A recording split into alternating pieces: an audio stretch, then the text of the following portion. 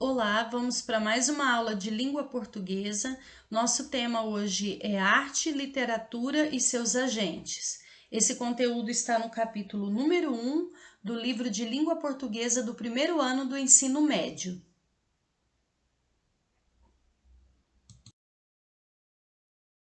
O que é um texto?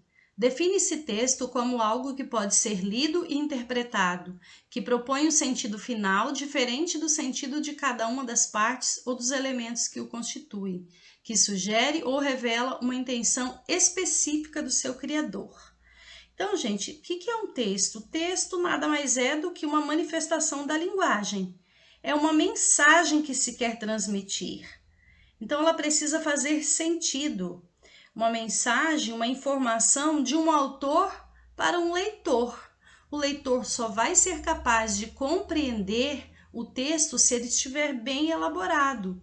Se o criador desse texto tiver uma intenção específica de transmitir uma mensagem, ou seja, um amontoado de palavras soltas sem nexo não se configuram um texto.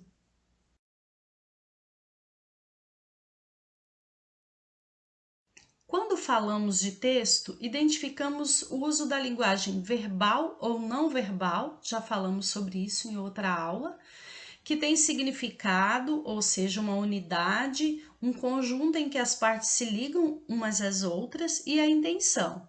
Então, todo texto é feito com uma intenção por parte do criador, por parte de quem escreveu. Qual foi a intenção do autor? Qual é a finalidade do texto?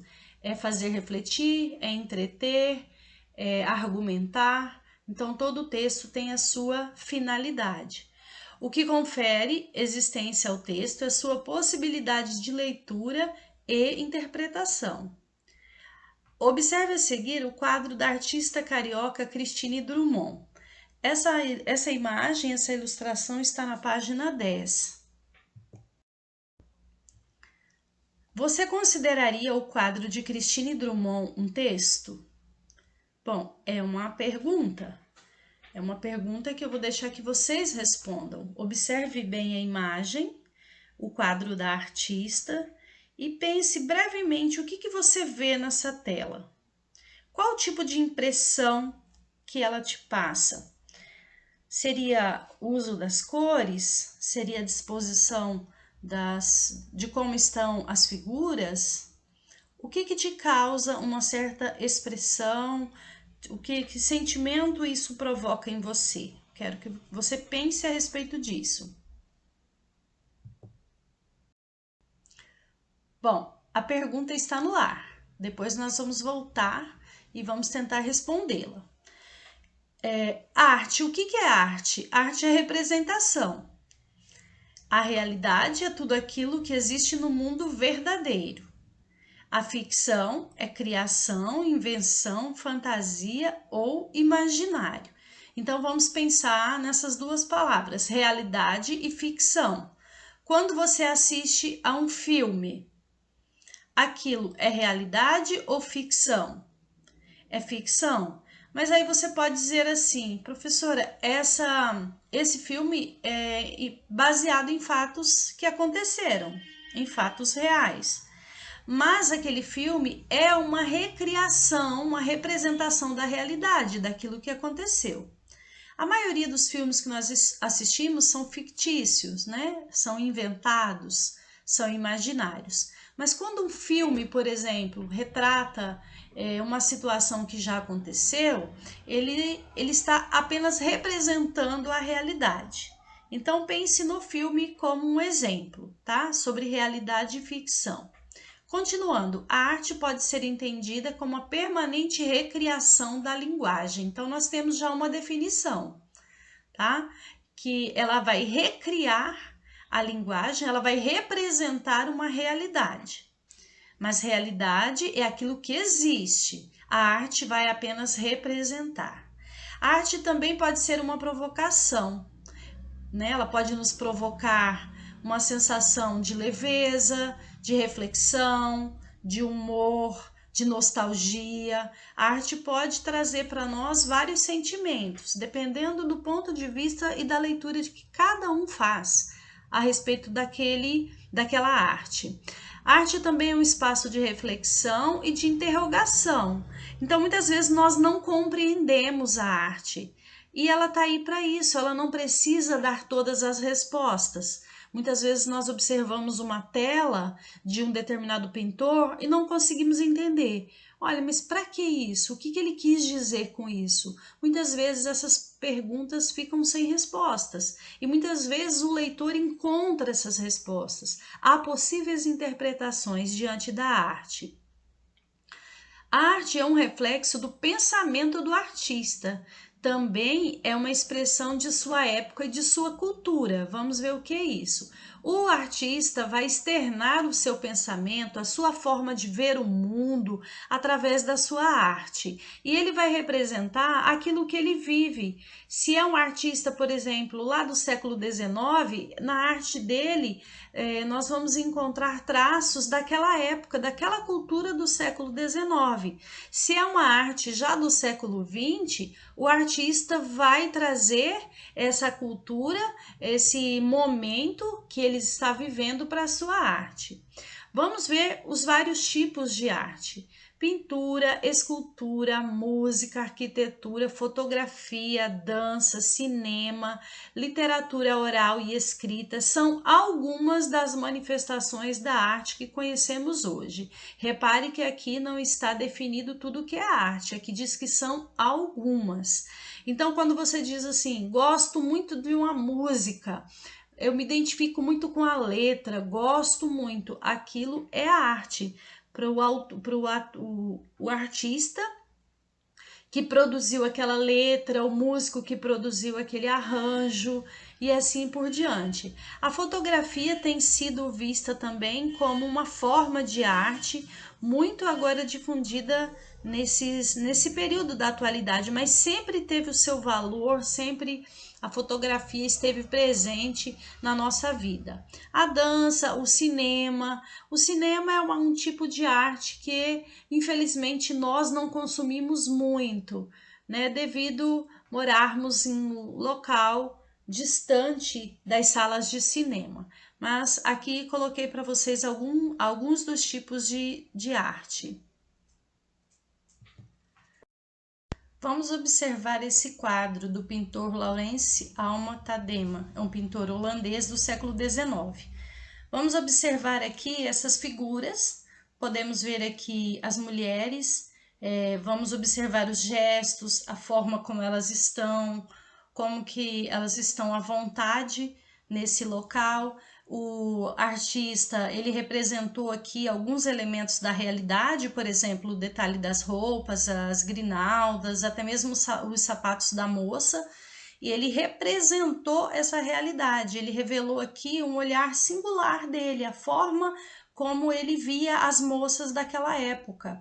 E ele escolheu um ponto de vista bem particular, para permitir que o observador dessa tela tenha uma noção dos diferentes planos, da altura. Ele mostrou ali que elas estão no alto, as mulheres estão no alto, e a estátua do animal está mais embaixo, né? Então ele está mostrando aqui a diferença na altura. Quando você observa uma tela assim, você encontra essa representação da realidade lá daquela época do século XIX, lembrando, né? Observe as roupas, são bem diferentes. Então, o artista, ele revela o seu olhar singular sobre a sociedade da época.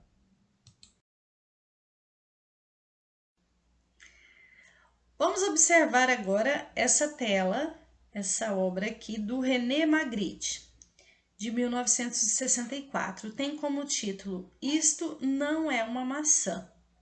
Quando você observa esse tipo de tela, você fala, mas isso é arte?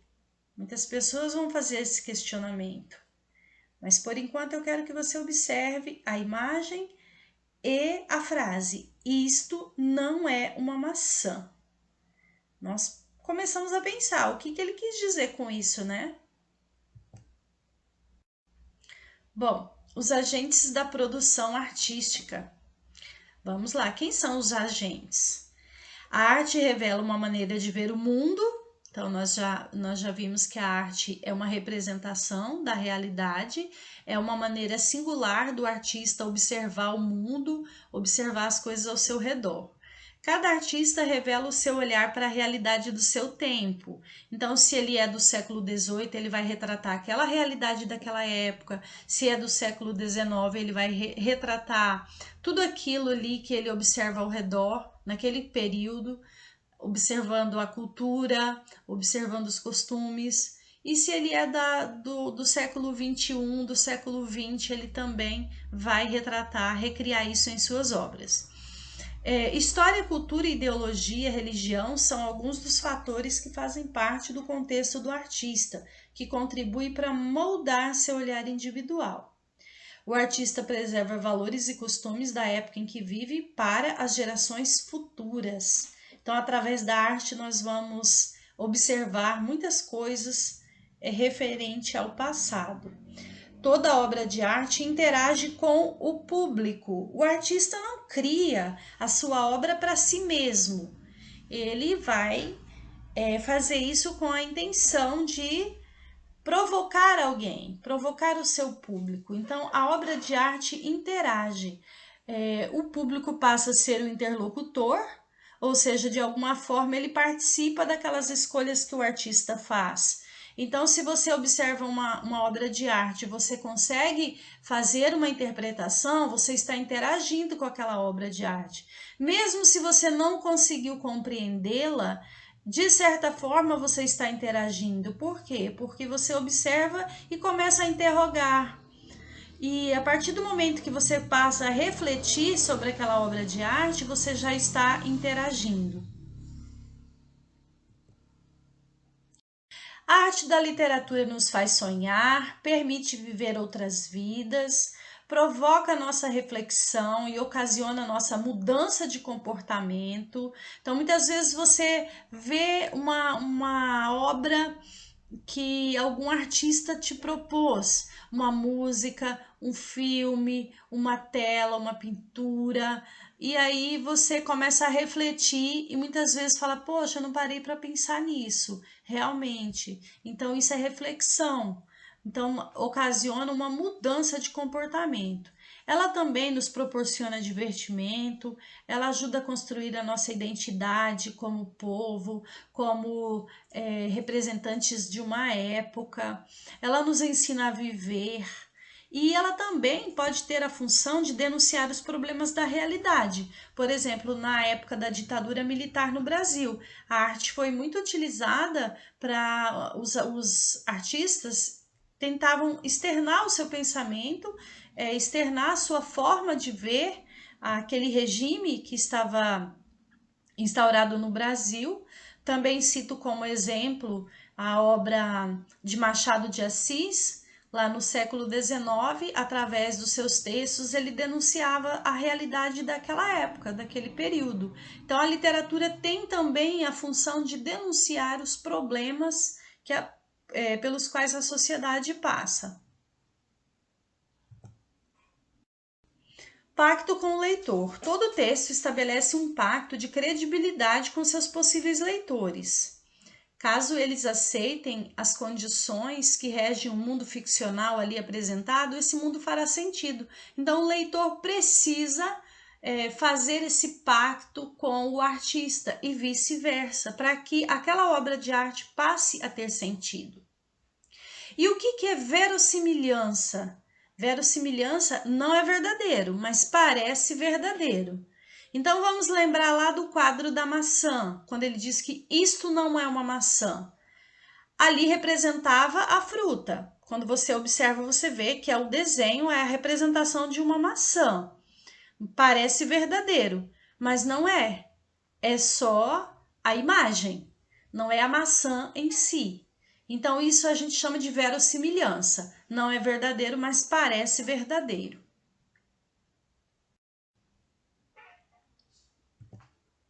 Bom, temos aí esse quadro, essa pintura icônica de Leonardo da Vinci.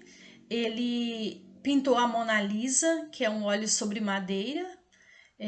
foi pintado pelo renascentista italiano entre os anos de 1503 e 1506. A obra também é conhecida como a Gioconda, que pode significar mulher alegre, ou a esposa de Giocondo. É a obra mais icônica de Da Vinci e se encontra exposta no Museu do Louvre, em Paris. Essa obra está também na página 14 do livro de vocês.